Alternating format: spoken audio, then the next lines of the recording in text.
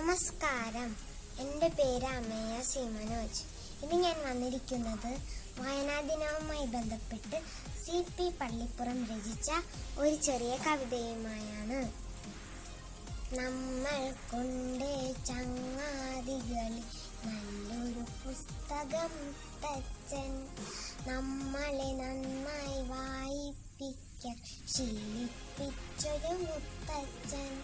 നാടുകൾ തോറും വായനശാലകൾ കെട്ടിയുയർത്തിയ മുത്തച്ഛൻ, നമ്മളെയെല്ലാം സാക്ഷരരാക്കാൻ പാടുകൾ പെട്ടൊരു മുത്തച്ഛൻ.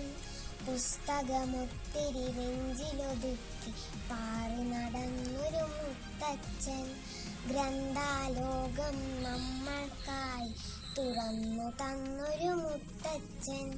നീലം വേരൂരെന്നൊരു നാട്ടിൽ പിറവിയെടുത്തൊരു മുത്തച്ഛൻ. ഓർക്കണമെന്നും അതാണു പണിക്കരെന്നൊരു മുത്തച്ഛൻ.